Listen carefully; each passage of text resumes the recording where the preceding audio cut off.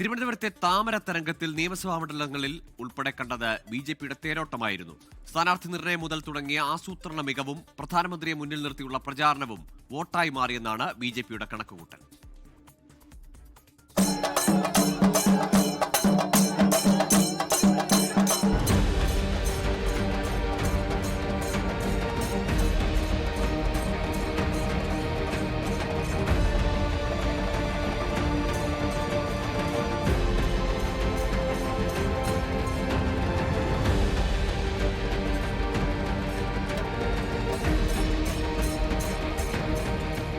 രണ്ടായിരത്തി തദ്ദേശ തിരഞ്ഞെടുപ്പിനിറങ്ങുമ്പോൾ തിരുവനന്തപുരത്ത് ബി.ജെ.പിക്ക് ഉണ്ടായിരുന്നത് വെറും 7 സീറ്റുകൾ. അവിടെ നിന്ന് അത് 34ലേക്ക്.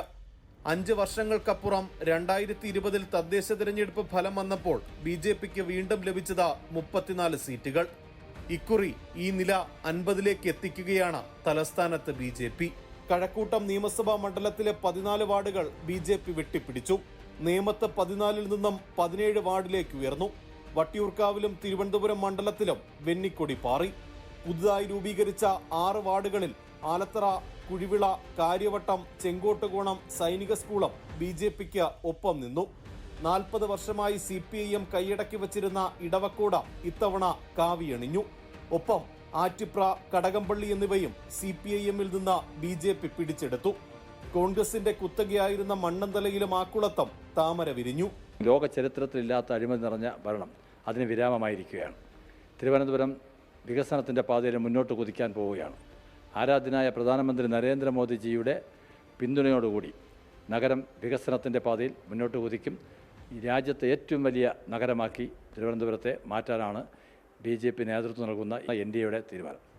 സ്ഥാനാർത്ഥി നിർണയം മുതലുള്ള കാര്യങ്ങളിൽ കർശനമായ നിലപാടാണ് പാർട്ടി സ്വീകരിച്ചത്. RSS കൂടി ഇടപെട്ടാണ് അന്തിമ സ്ഥാനാർത്ഥി പട്ടികയ്ക്ക് അംഗീകാരം നൽകിയത്. മേയറെ തിരഞ്ഞെടുക്കുന്ന കാര്യത്തിലും RSS ആയിരിക്കും അവസാന വാക്ക്. സിറ്റിംഗ് കൗൺസിലർമാർക്കുൾപ്പെടെ സീറ്റ് നൽകിയത് പ്രവർത്തന മികവ് മാത്രം മാനദണ്ഡമാക്കിയാണ്. ഭരണം ലഭിച്ചാൽ 45 ദിവസത്തിനകം പ്രധാനമന്ത്രി എത്തിക്കുമെന്നും വികസന പദ്ധതികൾക്ക് വേഗം കൈവരിക്കുമെന്ന പ്രചരണവും നേട്ടമായി. CPIM-ന്റെ അടിത്തറ ഇളക്കിയാണ് തിരുവനന്തപുരം കോർപ്പറേഷനിൽ ബി.ജെ.പി ഭരണം പിടിച്ചത്. വികസിത രാഷ്ട്രീയം ചർച്ച ചെയ്ത പാർട്ടിക്ക് എല്ലാ വിഭാഗങ്ങളിൽ നിന്നും വോട്ട് നേടാനായി. 45 ദിവസത്തിനകം പ്രധാനമന്ത്രിയെ തലസ്ഥാനത്തെത്തിക്കുമെന്ന പ്രഖ്യാപനം നിറവേറിയാൽ നരേന്ദ്രമോദിയെ സ്വീകരിക്കാനെത്തുന്നത് സ്വന്തം പാർട്ടിയുടെ മേയറാണെന്ന കൗതുകം കൂടിയുണ്ട്. തിരുവനന്തപുരത്ത് നിന്ന് MG പ്രതീഷ്, 24.